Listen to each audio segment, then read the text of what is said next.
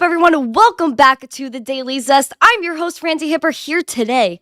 It is Thursday. It is the final Daily Zest of the week. It is sponsored by Market Cypher. Make sure to use code MISTINGCRYPTO at checkout for 20% off your order. I know a lot of you guys have been picking up Market Cypher and some good reviews coming from here. So thank you guys for picking up Market Cypher. Again, it is really cool. I do show it on my charts when we open up the show. I did see that this chat was absolutely popping before I came in here. So thank you guys again for joining. If you guys are feeling zesty, if you're enjoying the vibe so far, make sure you smash these likes, subscribe, share the stream out with friends so more people could catch up with the crypto news and know what's going on out here. Again, friends, I want to say hello to the chat. TikTok friends, I can't see my phone, tiny letters. Make sure you head over to youtube.com/MissTeamCrypto. All right, we got Nash in the chat. What's up? John Germain, who teases me. He sends pictures of In-N-Out Burger to the Telegram chat. Highly encourage you guys to join the Telegram chat. However, John Germain, he's picking up all of these In-N-Out Burgers and making me jealous. So shout out to you, John Germain. You're the best. We got Colin McKenzie in the chat. Nice to see you. We have Ozzy. Welcome to the show, Ozzy. It's always great to see you guys. We have more people. We have Network Bits Crypto. Welcome to the show. He said everyone is getting wrecked today. Hopefully not. I hope that's not true. We got Randy out here. Nice to see you. Nice to see you. Wow. You guys are having conversations out here. We got Rusty Bot, Ninja in the chat. Wow. All of the fam. Thank you guys so much for coming. I really do appreciate every single one of you. Jim DB is in the chat as always. Nice to see you, friend. A lot of orange hearts. I love the orange hearts. Give such like Bitcoin vibes. Sophisticated dirtbag fly fishing. Hello. How I look older. How's 20 so far? 20 is good. Friends, I did turn 20 last week. Literally a week ago today. Literally a week into my 20hood. If I do feel different, I don't know. I feel more zesty. I feel like I have more spice and I feel like more free. I feel like the Twitter bird when Elon bought Twitter. I could fly free now. But I'm still sticking around. I'm not going anywhere. We got Colin McDonald. Nice to see you. Digital Asset News.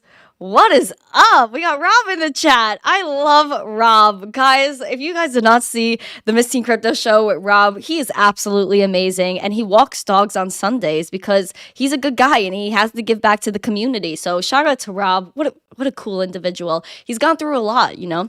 And speaking of the Miss Teen Crypto show, we also have Crypto Savvy joining us later today at 4 p.m. Eastern. So make sure you guys don't miss out on that. So here you go. Here's the link if you want to set your reminders. But after this stream ends, YouTube will direct you there. Josh V, welcome to the chat, friend. Nice to see you. All right, friends. We're going to go into the market recap. We're going to get zesty with it. Let's get into the nitty gritties. We have Bitcoin. So, can you guys see it? Here we go. We have Market Cypher B, as always, on the bottom of our chart. But for the sake of you guys seeing this, I want to make sure you guys do. We have Bitcoin sitting at $23,856. It is down 1.37% today. Yesterday, there was some spice going on. Let's see if we could check out the 4-hour. During the 4-hour chart yesterday, we were seeing a little bit of a bounce back with Bitcoin right here. A lot of people were getting excited. They were like, we're pumping. Unfortunately, we did give back those gains. We're kind of at the same point we were at a few days ago, or yesterday, I should say. A lot of stuff going on with Bitcoin, a little bit of a tug of war with the bears and the bulls. As you can see, there's a substantial amount of volume coming in, not as much as we would like to see during the initial run up that we saw here. However, I do see that there is a tug of war between the bulls and the bears. Back to the daily chart. Thank you for subscribing, Vinny. You're awesome. We have, again, our little range that we drew out here earlier in the week. Still wondering what Bitcoin is going to do, considering that it did come pretty close to the bottom of our range. Let me just get rid of that really quick. Trading view, man. Anyway, we're close to the bottom of our range here, so hopefully we don't hit the bottom of that range, and Bitcoin again could fight back, but we're seeing a little bit of some bearish momentum here. Can we bounce back? Can we take back all the losses that we've given? I don't know, friends. I'm just telling you the price action. I'm not making predictions out here. I'm just learning the ways of the TA. And I hope that you guys are following along as well, looking at your own charts, seeing what's up, what you guys think. We do have Ethereum sitting at $1,653.34. Ethereum's actually up 0.6%, contrary to Bitcoin, even though it's not too much different in terms of price movement. Hold on, there we go. We have, again, we were outlining this yesterday, how kind of this mid-range was giving us a little bit of trouble for Ethereum. We, again, kind of saw that we took a dip, we took it back, but again, some more sideways trading. It does seem like, this $1,719 level is a little bit of a struggle for Ethereum, just how we were talking about how 25.2 is kind of a difficult level for Bitcoin as well. So again, we do have Ethereum, $1,653 today.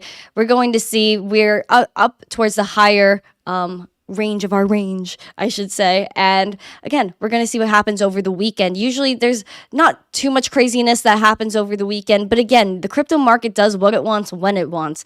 We even have Litecoin here, who was heading to the bottom of its range that we drew out earlier in the week as well. Pretty interesting, at $94.57, down 0.7%. We have been seeing during this past run up the past few months, we've seen Litecoin actually lead that. Maybe it's dipping. When Litecoin dips, maybe will the other one follows. I'm not saying it's an indicator for the market. It's just a pattern that I've noticed that I do want to keep up with. If Litecoin makes a substantial dip, will other like Bitcoin and ETH follow that? I'm really interested. So again, I hope you guys are paying attention to that pattern too. It's just, again, something I thought of, something I wanted to put out there. Again, Litecoin, we thought we were going to make, another pump yesterday. We had a little bit of a run up. Unfortunately, we are kind of coming down a little bit from there. But still, Litecoin in this $90 range, the volatility is not that heavy for Litecoin, which again is pretty spicy. It's in the $90 range, mid $90 range. Can it bounce back to $100 to that psychological level that we do love to see, triple digits? Time will tell. Bottom line, we got to keep calm, hodl on, and not worry about the short term and worry about the long term. 10, 15 years down the road, we're going to be looking at these streams with $94 Litecoin, $23,000 Bitcoin, $1,600 Ethereum, and we are going to laugh. We're going to be like, wow, we were so concerned about these few months, about all of this volatility, when there was such a bigger picture at hand. Even with Ethereum, you can see there's still not a lot of volume coming in terms of, a lot of bulls coming in, a lot of bears coming in. I would like to see it. Even during this run-up that we had here with Ethereum, there wasn't that much confirmation in terms of volume. To me, that wasn't confidence enough. We're going to see what happens. Maybe, this could be our new range to see if maybe Ethereum comes back to this level. Around there. Of course, my lines are not accurate, but I'm just trying to give you guys a picture of what, I don't know, maybe a pattern that we're seeing here. Friends, there is so much news going on in crypto. I have a lot for you today, as this is the last one before the rest of the weekend. Justin, welcome to the show. Crypto 8 Boy, ETH to 10K soon. Listen, friends, I would love to see 10K ETH. Aiden, you said you're in a Bitcoin long right now. Oh, are you now? That was interesting. That's interesting. I know you were not. I thought you weren't really into Bitcoin and you were more into like the ETFs and stuff like that. And we have Frank in the chat. What's up, friend? Nice to see you. We have Bogues in the chat as well. Justin Huron. So Justin Eubanks, Justin Huron. Nice to see you. We also have Ken's Log in the chat. And Digital Asset News is still here. Nice. Okay. We're going to get into the nitty gritties. We got news out here. Thank you for coming, Andrew. It's nice to see you from Canada. So it's a crypto futures trade. So you're not in a Bitcoin long, like you're not trading Bitcoin. It's a crypto Wait, so are you trading actual Bitcoin or what? I'm confused. We have Lawrence in the chat as well. Hello, nice to see you. We also have, we have the more FTX drama. Unfortunately, we always hear about this guy. We do know January 4th that the DOJ, the Department of Justice, seized banking assets, Robinhood shares linked to FTX. This was a substantial amount of money. It was around $450 million worth of Robinhood shares at the time. We do know that other people wanted to get their hands on these Robinhood shares, such as BlockFi. There was a big beef over that. That did kind of get squabbled, but Friends, still a lot of stuff going on with FTX. Again, this was January 4th news, so this isn't the new news. The new news comes right here after it loads. We have Sam Bankman-Fried was hit with an additional bank fraud charge in the new indictment. Ooh. The 12-count indictment, this was a brand new report today, sees federal officials charging the one-time crypto wonderkind with bank fraud and operating an unlicensed money transmitter charges in addition to the 8 counts he already faced. He also oh, wow, can't speak today. Wow, Meninja, thank you. He also faces a modified campaign finance law charge, conspiracy to make unlawful political contributions. Previously, he just faced a bunch of conspiracy to commit fraud, bunch of wire fraud on lenders, conspiracy to commit fraud on lenders, commodities fraud, commodity securities fraud, all of these nice little charges that we have in this beautiful paragraph here. There were so many others involved, but what I find interesting from this article, which is being stated right here, Bankman-Fried and others, in a bid to open a bank account, falsely represented to a financial institution that the account would be used for trading and market making, when it was in reality being used to receive and transmit customer funds, the unsealed charges said. He opened a company with a deliberately obscure name of North Dimension to tell a false story to an unnamed bank that had previously been reluctant to open an account, it added. Whoa. There was this is TradFi drama right here. TradFi drama. Bankman-Fried and other conspirators agreed to and did make corporate contributions to candidates and committees in the South District of New York that were reported in the name of another person, the document added. Whoa. Reported in the name of another person. This sounds quite familiar. We do know, again, we talk about this all the time, how Sam Bankman-Fried's family was involved and there were properties that were supposed to be company properties for FTX that somehow ended up having SBF's parents' name on it. Seems like this is a reoccurring theme with SBF and all of FTX, that all of these people's names are just under the wrong thing. So funny. He also wanted to give at least $1 million to a pro-LGBTQ political action committee, but he didn't find anyone at the company that fit the criteria whom he trusted. One of the unnamed executives whose description matches Nishad Singh was urged to make the donation, while another executive did so for Republican causes, the document said. Really weird. Again, more political ideologies being spread. A lot more political donations. We do know SBF donated to at least 1 in 3 members of Congress. He was the second biggest political donor to Joe Biden, but now he's trying to get involved in LGBTQ PACs. I guess I don't know what kind of correlation he has with that, if he has any connections with that community. However, it really doesn't matter, considering that there was just, maybe he was trying to make these donations with customer funds, because that's exactly what he was doing with this account. Again, it says right here, that bank account was being used to receive and transmit customer funds. Are all of these donations made with customer funds, is my question. Probably. The document also calls on Bankman-Fried to forfeit hundreds of millions of dollars worth of assets, which in many cases have already been seized by the government, which includes those Robinhood shares that we were just discussing, currently valued at $550 million. The motion also calls for the seizure of over $140 million in cash held at Silvergate and Farmington State banks in the name of FTX Digital Markets. We do know SBF is going back to court in November, and there are no spokespersons that were willing to comment from SBF on this. Why would they? Because he's just so guilty. He literally pled not guilty. I don't know why he would do that. I guess his lawyers are just on some other stuff. But yeah, we also have Lucas in the chat. Welcome.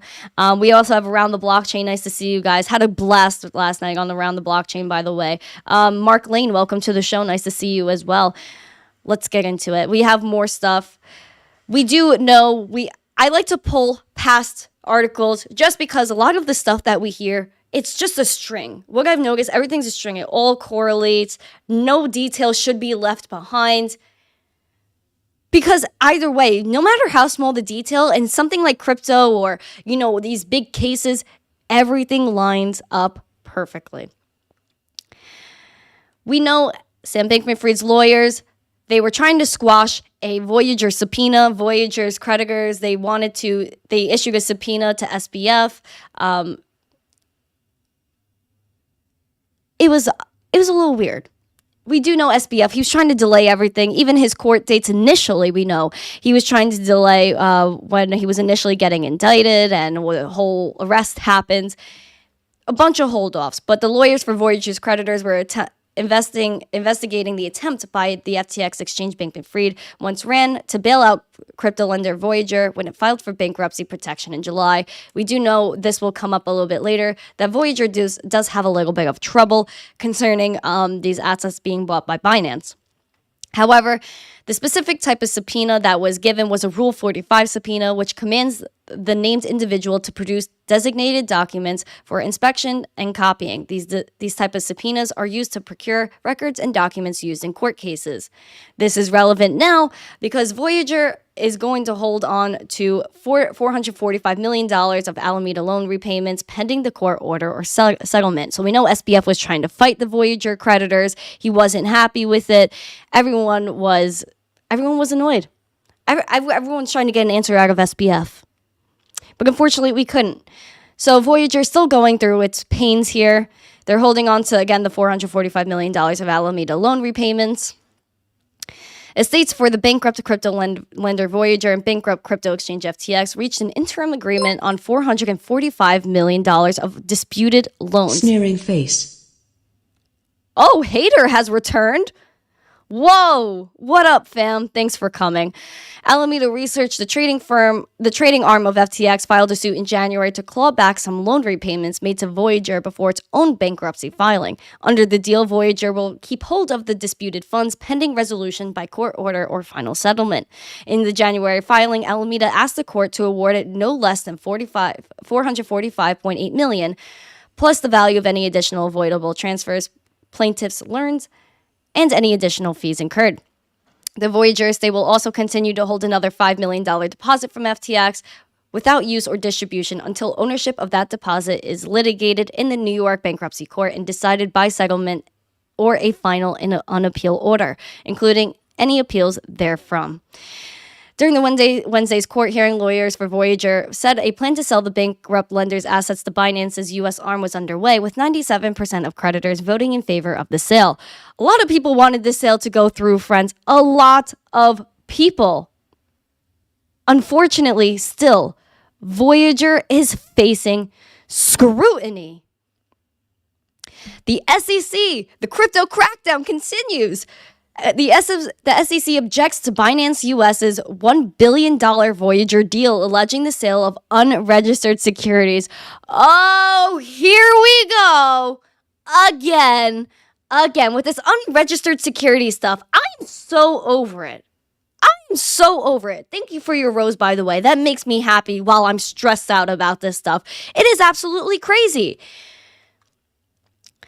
A $1.02 billion deal by Binance US to purchase assets of the defunct crypto lender Voyager has been opposed by the New York and federal finance regulators, who said in February 2020, the February 22nd filing could prove discriminatory and unlawful. The move follows increasing interventions into crypto by the SEC, who probes into the alleged sales of unregistered securities recently caused crypto exchange Kraken to shutter crypto staking operations. SBF get wrecked. SEC get wrecked. SEC get wrecked indeed, Network Bits Crypto. I agree. Thank you for that. This is absolutely crazy. The crackdown continues. There is a story towards the end where the crackdown does continue, but I'll take a break from that in the interim. However, let's finish this up. Under the deal, the transactions and crypto assets necessary to effectuate the rebalancing, the redistribution of such assets to account holders may violate the prohibition in Section 5 of the Securities Act of 1933 against the unregistered offer, sale, or delivery after sale of securities. A filing by the SEC said, citing in particular the VGX token issued by Voyager. So again, they're trying to come after the Voyager token. Again, there's so many exchanges that have their native tokens. It's just so stressful to go through all of this stuff. I love you and outfit. Thank you. It is the debtor's burden to present credible evidence that the provisions of the plan are feasible and not in violation of applicable law, said the SEC. The regulator also cited media reports that Binance is bracing itself to pay penalties for past infractions of money laundering and corruption law as evidence that the deal could become unfeasible and impossible to consummate. Again, this is just an attack on Binance. They're trying to say, no, Binance, no, you can't do this, no, you can't do anything, no. Meanwhile, Binance, again, is taking over in other countries. Other countries are welcoming Binance. They're like, please, come here, Binance. MasterCard's working with Binance in other countries to give people the opportunity to spend their crypto. Why is this such a pushback? Stop it. We can't stifle innovation, right, hater? Right? Nashke, I want to prosecute the SEC. I feel you. I'm frustrated. Are you frustrated, Hex lover? I am. Despite the fact that none of the debtors are licensed in New York, the department is aware of allegations and other information indicating that one or more of the debtors may have operated and may be continuing to operate in New York in violation of applicable law. Again, this just sounds like a bunch of stuff that, again, is going to not be kind of relevant in the coming years. But again, it just bothers people in the interim. We know that Voyager onboarded New York customers and thus illegally operated a virtual currency business. Actually, we didn't know that. That's not true. But I started that sentence off wrong. But still, this is what they're saying, is that they onboard New York customers and illegally operated a virtual currency business within the state without a license. I live in New York. I don't remember having access to Voyager, just throwing that out there. Depriving its customers of protection, the filing added. The plan also discriminates against New Yorkers who won't be able to reclaim their crypto for 6 months while Binance US gains approval in the state. I don't remember having access to Voyager. However, they're saying they illegally operated here. They're saying in January, the SEC filed a limited objection to the deal, saying there wasn't enough detail to show Binance US could afford it. The Federal Trade Commission has also indicated it's probing Voyager, which filed for bankruptcy in July. Now they're coming after Binance. They don't want them to acquire these assets. Now again, that Voyager is being probed by the FTC for deceptive crypto marketing. Bankrupt crypto lender Voyager and its executives are being probed, friends. The FTC said it didn't want any plan to wind up in the affairs of Voyager, the debtor in the legal filing to interfere with the investigation. The FTC has commenced an investigation into certain acts and practices of debtors and debtors' employees, directors, and officers for their deceptive and unfair marketing of cryptocurrency to the public, the filing said. A bankruptcy proposed by Voyager on January 13th included a sale of company assets to Binance. The plan, however, would have been released. It would have released the company and its employees from financial claims, potentially including those related to the wrongdoing. By not excluding all of these false pretenses, the representations, and the release can be read to interfere with the causes of action by the government unit like the FTC, inhibiting the agency's ability to prosecute its claims, the filing argued. Wow. And the FTC is saying that people lost over $1 billion to crypto scams and schemes. Honestly, friends, how much money are people losing in TradFi every single day? People literally lose their wealth in the stock market.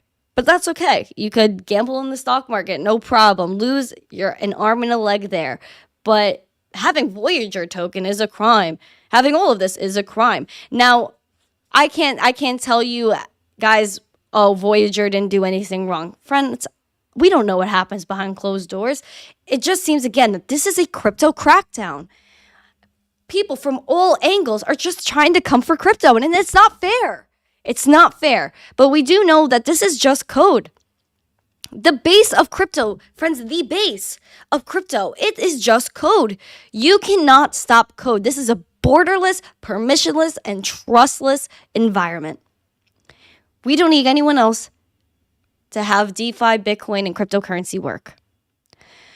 We do know that. So don't be scared about the fun. A lot of this will pass. Again, friends, let's do our best here. Let's get 100 likes today. We do know that this is our daily goal to get 100 likes. We do have 55 as of now, so we're a little bit over halfway of our goal. Make me happy, friends. Please smash these likes. Share the stream out with friends. Have people join in and know what's going on with crypto. We have Antonio in the chat. Sharam, welcome to the show. We also have Olive. It's easy to break the rules when we don't know what they are. Exactly. Thank you for saying that. It's so true. We don't know what the rules are. Kim Kardashian, she promoted Ethereum Max, put a hashtag ad on her thing, on her post. And then she gets charged 1.26 mil by the SEC for something that was a security then, but not when she did the promotion. So it's like you're doing something that you don't think is wrong, and then they come at you and say, no, bad, bad, bad, because you did something wrong that you didn't know was wrong. That's not cool, right? Invest more. The government, they say the government always wants their cut, and that's the problem. Even Apple, right? It reminds me of Apple when they were trying to stop NFT gaming and all of that stuff from hitting the app stores because they wanted 30% of the gas fees to transact on the blockchain, which if you know how the blockchain works, you can't take the gas fees. Like that is for the network. Crazy. But that's how early we are. That's how early we are. Lucky 8 token. I don't think anyone asked, but glad to see the curls are back. Thanks, friend. Mark Klein, you're new here. Found me on Around the Blockchain Preach. Well, thank you for coming, friend. I appreciate it. Welcome to the show. We love new fam here. Again, friends, make sure to show everyone some love in the chat. Smash these likes. Share the stream out, too. We got Tom Crown in the chat. Nice to see you. Let's get into the nitty-gritties. We have some international news before we come back to the States. Israel's central bank proposes rules for stablecoins, including 100% reserve requirement. We know that there has been some crypto news coming out of Israel. They said on Wednesday that they published principles for regulating stablecoin activity in the country, which lays out the central bank's recommendations for supervising crypto linked to the value of other assets like the US dollar. The document follows the publication of guidelines for digital asset regulation from the country's Ministry of Finance in November. The goal of the central bank's proposed regulations is to allow stablecoin use in the country while managing the risk inherent in using them and adjusting the consumer protections and prudential requirements, the document said. They were referring to UST, which was Terra, went down, got wrecked. They said that they don't want algorithmic stablecoins. They want assets backed by collateral. They said if nevertheless this type of currency becomes a common means of payment, issuers will be required to hold full collateral. In fact, the issuance of a bearer currency that uses algorithmic stabilization mechanism will be prohibited, the document said in Hebrew. So again, they want basically one-to-one back. They want 100% collateral. The recommendations include splitting supervisory roles between multiple regulators to enhance efficiency. Central bank proposes that stablecoin issuers should be required to obtain licenses to operate. It adds that issuers of larger stablecoins could have systemic importance and should be licensed by the Banking Supervision Department, while others should be supervised by the Capital Market Authority. Really interesting. They want to oversee everything. Again, they do see that digital currency is happening. It's not going to stop. Stable coins, again, are useful. People like stable coins. It's easy to transact in them. You don't have to worry about the day-to-day volatility if you're not planning to hold something for long term. I get it. However, there is, again, we have all of these other countries that are willing to regulate, that are willing to kind of give some clarity, at least, as to what we should be doing, versus us over here that are literally attacking stablecoins, attacking them. We do have to pay attention to, again, what Israel is up to as well. I was doing a little bit of research here. The Bank of International Settlements, there is a project called Project ICEBREAKER. So this is on BIS.org. Central banks of Israel, Norway, and Sweden teamed up with the Bank of International Settlements to explore retail CBDC for international payments. It says here that cross-border payments continue to be plagued by high cost, low speed, limited access, and insufficient transparency. The G20 has launched an ambitious program to improve cross-border payments, aiming to achieve faster and cheaper, as well as more transparent and inclusive cross-border payments. One of the work streams explores how CBDCs could play a role in enhancing cross-border payments. The BIS Innovation Hub and other international institutions and standard-setting committees have been working together to investigate the use of CBDCs for cross-border payments. The most recent report was published last July. Project ICEBREAKER is a collab between Bank of Israel, Central Bank of Norway, and Sweden.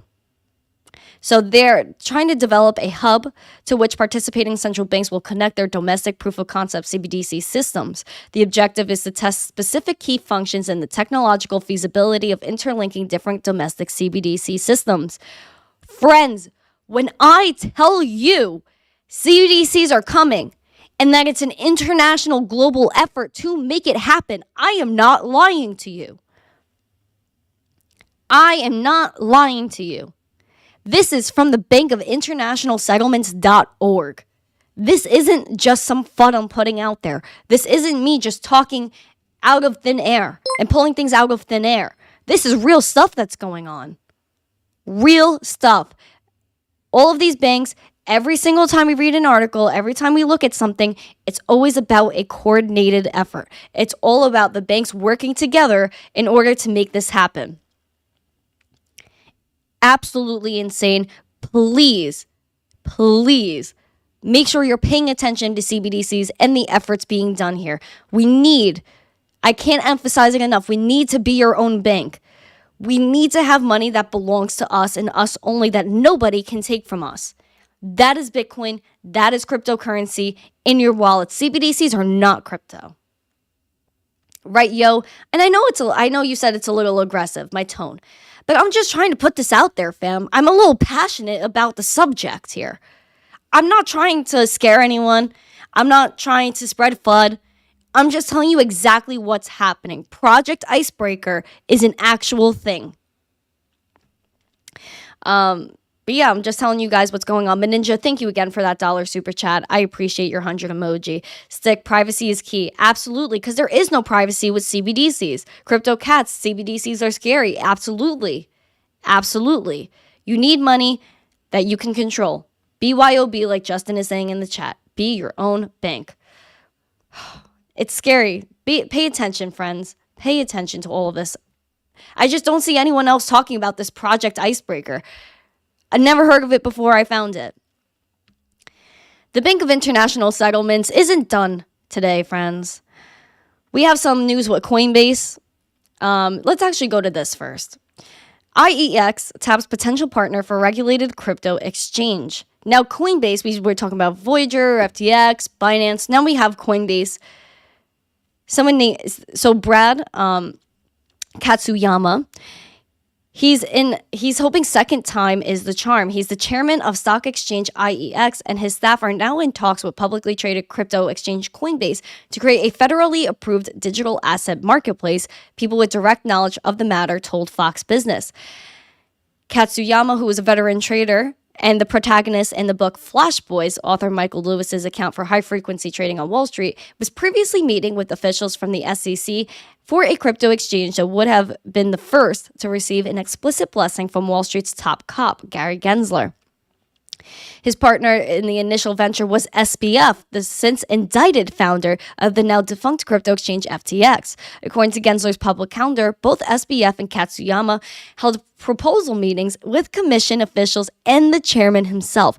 So while all of this is going on that we're paying attention to, SBF in the news, all this stuff, he's talking about to Gary Gensler about a federal bit license. They were also talking about a fully regulated federal exchange.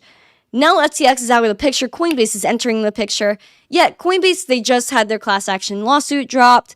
They just had a beef with the SEC, maybe over staking. Meanwhile, Coinbase was never in the way. So was Coinbase just talking smack to get us to think they're on our side?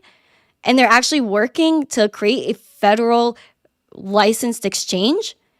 To me, that could be a little nerve-wracking, considering that this could be one big umbrella to try to become a monopoly of crypto exchanges and watch what everybody is doing. That is what worries me about the whole situation. Wow, Ozzy, you just became a member for 4 months. Thank you so much. Again, friends, this is what I just wanted to tell you about. This is a new exchange. An IEX spokeswoman told Fox Business that they continue to consider ways that we can help provide a regulatory path for digital asset securities, including conversations with regulators and other market participants, but have not finalized any specific proposal that includes any third parties. Coinbase didn't comment. We're going to see again what happens. Gensler again has brought enforcement for Kraken, Gemini, an attack on stablecoins, an attack on Binance, almost pretty much. More about Coinbase news, friends. We have more Coinbase news. Coinbase, they launched a layer 2 blockchain base to provide an on-ramp for Ethereum, Solana, and others. Do you guys even use Solana anymore?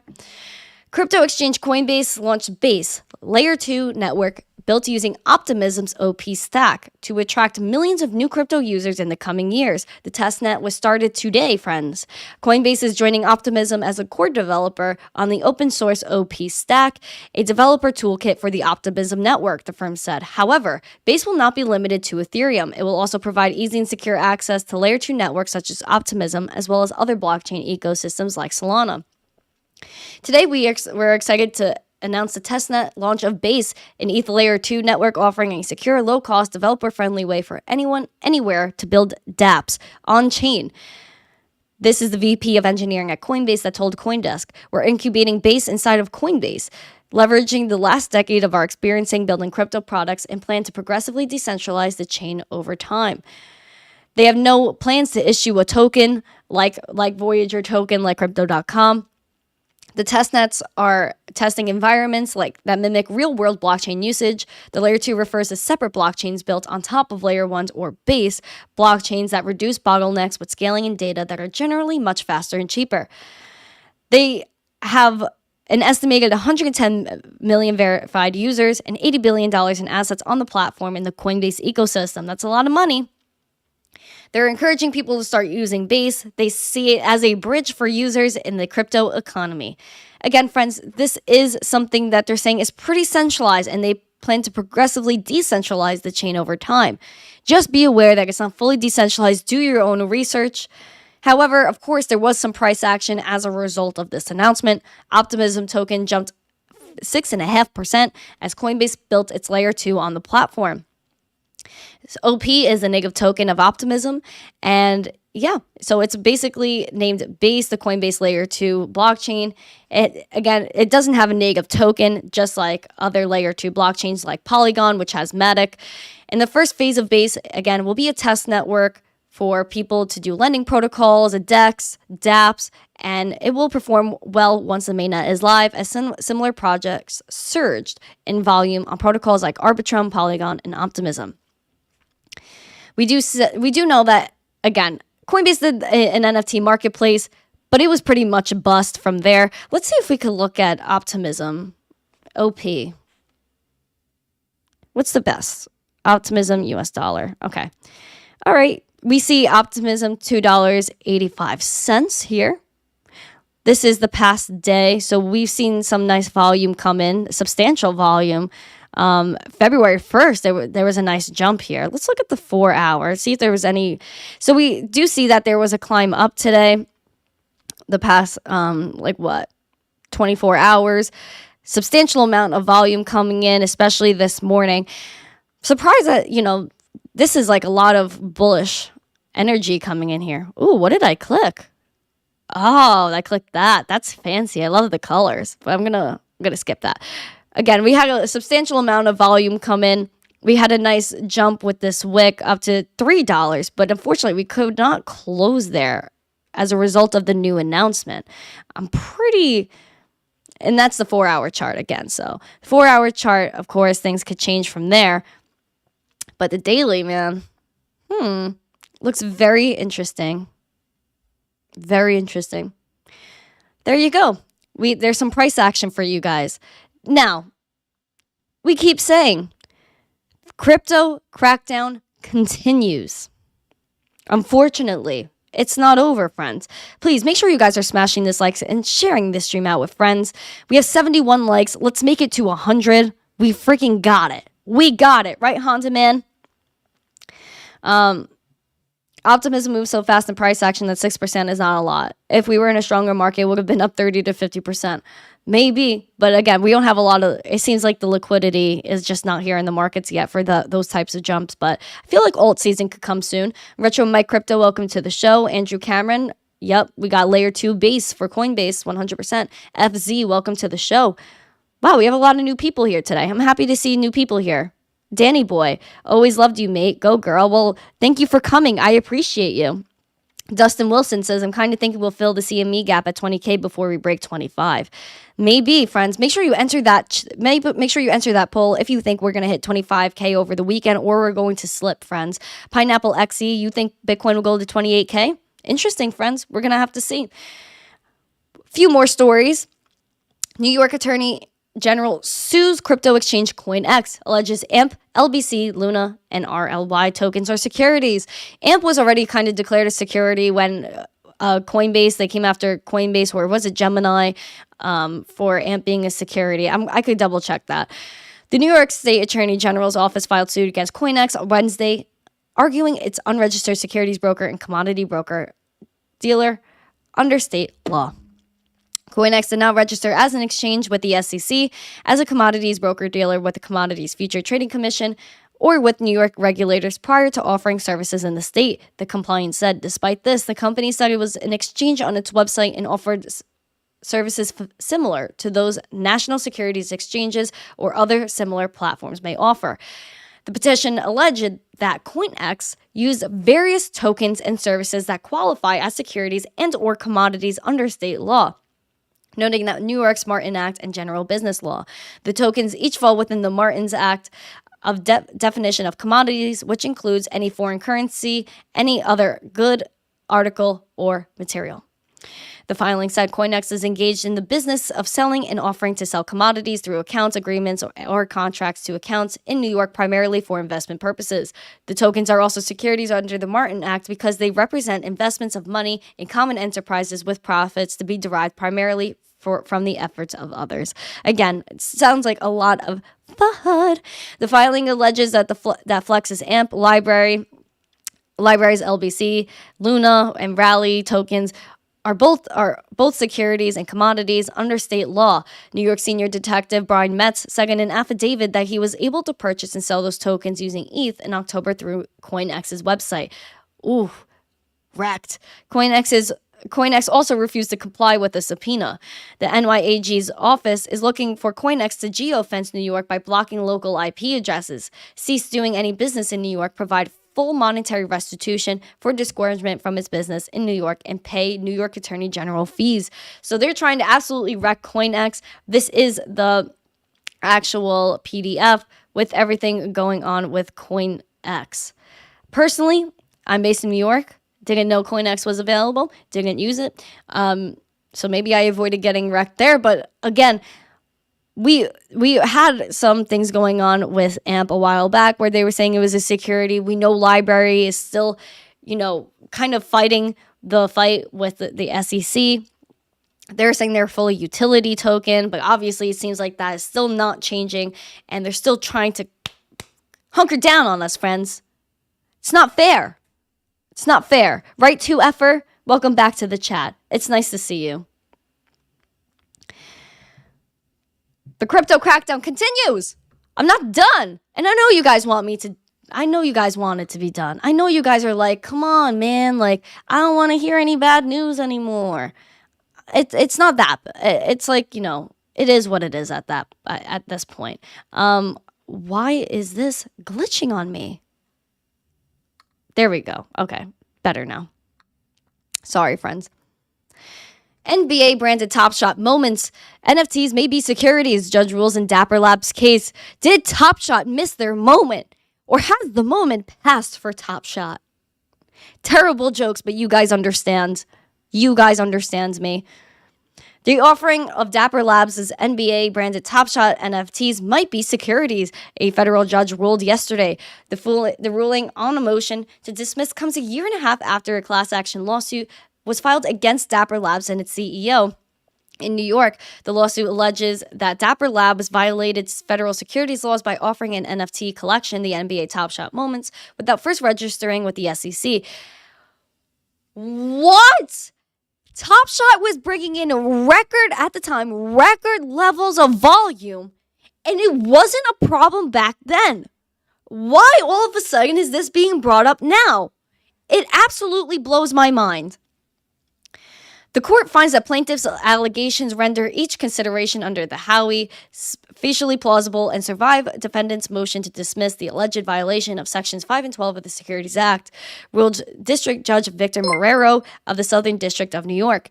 The Howey test mentioned by the judge was created by the U.S. Supreme Court for determining whether certain transactions qualify as investment contracts. People just wanted to collect stuff, friends. They just wanted to collect. Wow, I'm getting rained on with subscribers. Thank you so much. Thank you so much. Appreciate it. I actually have a meme. Let me see if I could find the meme because it's so hella relevant to what we're talking about. It's like if you're buying trading cards with your friends, is that a security? Like, I'm just so confused. Let me see if I have this meme. It was so good. Oh, there it is. Okay. Credits to Permissionless for this. So someone named Mike posted, thinking about buying this security I found online. Please no one tell the SEC. And it's just a playing card. That's what the moments were. It was just for people to collect things. Of course, people make profit like they do off of Pokemon cards, trading cards like this with sports. Permissionless, pictured, criminals using peer-to-peer exchanges to buy and sell unregistered securities. Really? Because that's exactly what this is. It's the same thing like Top Shot. So, should playing cards, trading cards be a security? Should Pokemon cards be a security? Should your baseball cards from when you were a kid that you bought at the bodega, is that a security? Because you think maybe you could exchange it for a higher value one day? That's the way trade works. I just don't know. Maybe I'm just young. Maybe I'm just losing my noodles out here. But this is kind of how I see it. Poor Top Shot, man. Poor Top Shot. 6 more likes, friends. Let's get to 100 likes before we finish out the show. Friends, I am on a mission to get 10,000 subscribers. We're so freaking close. We're so close. We have some positive news, though, so I want to kind of like go in that way. Web3 music streaming platform Audius integrates TikTok. Really interesting stuff. So Audius is adding support for TikTok. You could simply create your account on Audius by linking your TikTok profile, and from there, listeners can automatically import their handle information and carry their TikTok verification status to Audius. Additionally, users can share Audius songs in their TikTok videos, as TikTok sounds are a popular feature of the app that can help creators go viral. The integration may further amplify the reach of Audius. Super smart. Super, super smart. Forrest Browning, Audius CPO and co-founder, told CoinDesk that he's excited to open the doors for creators to interact with Audius as well as garner the attention of celebrities on TikTok. TikTok has grown into a social media juggernaut over the past few years, and we'd love to let the Audius ecosystem tap into that. Anything that's good for artists is good for the Audius community. And by letting artists import their verified status from TikTok, we think it'll attract an even wider group of talent. It began its partnership with TikTok in August of 2021, when the social platform began allowing Audius streamers to upload their music to TikTok application's sound library. After sharing the news of that new feature, the price of their token Audio doubled, raising the market cap to over $1 billion at that time. The spike in price did not last, but we know that Audio's price at the time of writing this was 32 cents, which is a 90% drop from August 2021. Let's check out what Audio is doing. Let's respect the charts here. Audio, US dollar. Should you think we should use Binance? What do you guys think? Maybe Tether? All right, let's see. We see that it is up 0.39%. Oh, no, that's not that. Hold on. All right, we have some price action here. We have some upwards the past few days. A nice, again, substantial amount of volume. January 24th, we have a nice run up here from 2 cents to 20 cents to 28 cents. Interesting. And now we're at 34 cents. Some sideways trading here. Kind of looks like the rest of the market. All right. We don't see a lot of volume. Again, I always look at volume kind of maybe as a little bit of a confirmation. But again, we had a lot of volume come in here and kind of justified this run up.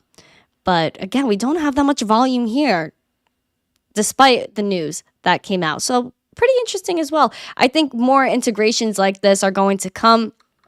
I'm excited to see how this looks. I want to look into Audius, so maybe this will push me over there because I do think, NFTs and social media, it's a perfect integration with one another. There were rumors that TikTok was going to do NFTs or some sort of cryptocurrency item. Maybe this is it. We do have more stuff going on in terms of music and Web3. Spotify is testing token-enabled music playlists. We've been waiting for this, man, waiting for this. Spotify is testing a new service called token-enabled playlists, which allow holders of NFTs to connect their wallets and listen to curated music. Let's go! I've been waiting for this forever. Even on Twitter, I was commenting it on somebody's post not too long ago, maybe a few weeks ago, and I was like, they were like, what do we need in Web3 music? I said an app where you could just connect your wallet and add it to your playlist like on Spotify. Yes, Spotify, please do this and do it right. But it's really interesting. I'm very happy about this. I have a one-of-one NFT of my theme song, and whatchamacallit, I would love for it to, whoever owns that NFT, to be able to connect it to their Spotify. The service is available to token holders within the Fluff, Moonbergs, Kingship, and Overlord communities. The curated playlist will be actively updated during the 3-month testing period and can only be accessed to community members via a unique link. Web3 gaming and media universe Overlord tweeted on Wednesday that the holders of the lizard-themed Creeps NFT project can connect their Web3 wallet on Spotify to access the project community curated invasion playlist. I freaking love this. Overlord tweeted that the pilot is only available for Android users in the US, UK, Germany, Australia, and New Zealand. Lame! iPhone users, come on! But again, there's a bunch of Androiders out in the world, so congratulations to you guys. Get in on that. I would, if you guys have tested this out or you're going to test this out, please let me know how it goes. Universal Music Group's NFT band Kingship also shared that it created a token-gated playlist for NFT holders featuring Queen, Missy Elliott, Snoop Dogg, and Led Zeppelin. Crazy. Lead developer for NFT for liquidity protocol FTX Apurv tweeted a screenshot from the pilot showing step-by-step how to access Kingship's curated playlist on Spotify. I think this is so sick. I've been waiting for this for so long. Look at this. Look how dope it is. So you just go to your shuffle, you connect your wallet. It seems that they have a few options here. MetaMask, Trust Wallet, Rainbow, Ledger Live, and Xerion. If you have those wallets, this should be fine for you. As always, be careful what you connect your wallet to, even if it's something like Spotify. You really never know. A spokesperson for Spotify told CoinDesk that it routinely conducts a number of tests in an effort to improve our user experience. They didn't provide much details on the plan to roll out the feature more broadly, but it has 489 million users. I use Spotify every single day, fam. I do. I love Spotify. That thing is my life. So shout out to Spotify, actually making moves. I've been waiting for this for so long. So I'm relieved. I'm relieved. Retro My Crypto, get angry. Man, no, we can't get angry out here. 2F'er, what's up, man? Dustin, you're Dustin Fuzzy on Audius? Oh, cool. So you make music? Wow, so we have a Web3 music artist in the chat. And also, we crossed 105 likes. Fam, let's go. Let's go. This is amazing. We made it, friends. We made it. I am so happy. You guys are the absolute best. The absolute best. Thank you guys so much for coming today. This was a lot of news. I know I threw a lot at you, fam. But this is the way crypto is. We know that there's always new news to be shared. There's always things going on that we have to be aware of. And I will do my best to bring it to you and to do it the right way. I'm not going to fud things. I'm going to bring the straight up facts. I'm going to tell you what the real stuff is. I'm going to get down to the nitty gritties. We will get down to the chart nitty gritties again, 4 p.m. Eastern, friends. So be back. Set your reminders, friends. So YouTube will automatically redirect you after the stream ends. But set your reminder for later. Daddy-O, welcome to the chat. 4 p.m. Eastern, I'll be back. So in 3 hours from now, I'll be back with Crypto Savvy. Sorry, my TikTok glitched. I will be back with Crypto Savvy, 4 p.m. Eastern. We're going to talk charts. What's next for Bitcoin? So again, make sure you guys join, hang out with us. Thank you guys so much for joining. You're the best, Justin. Thank you guys so much for coming. You guys are actually great. Ozzy in the chat, Nash, 2 Africans Log, Network Bits, Crypto Ninja, Spotify, and PlayStation. That would be nice. That would be nice if they allowed on PlayStations. We got Stevens in the chat, do trade for clients. Nice. But again, thank you guys so much. You guys are really cool people. I'm happy that I get to do this every day and get to talk to people like you. You guys are legends. Hater, thank you for coming again. You're awesome. RustyBot, you're awesome. Everybody, you are so amazing. Crypto Espen, thank you so much. I appreciate the positive words. Thank you for coming. Chump Change, thank you for coming. You're here again? It's nice to see you. Yo, Chump Change is a cool guy. I hopped over on his stream last week. So cool, man. Or was it Monday? I think it was Monday, not last week. Wow, I'm like, time flies. I think it was Monday. Really cool guy. Chump Change is awesome. So make sure you guys click on his channel. Give him a follow as well. So thank you guys. Thank you guys again for coming. It's hard for me to end the stream because I really do love this so much. You guys know it's Thursday. The last day of the Daily Zest for the week. Monday, Tuesday, Wednesday, Thursday, I will be back. So make sure, again, you guys like this stream, subscribe, share this stream out with friends so more people could catch up with the news, know what's going on. I will see you guys in 3 hours from now with Crypto Savvy. It's going to be an awesome stream. Don't miss it. Have a great day and a great weekend if I don't see you later. And as always, stay zesty. And comment after the show what you think Bitcoin will do this weekend. Thank you guys so much. Have a great weekend. And as always, stay zesty. Peace, guys.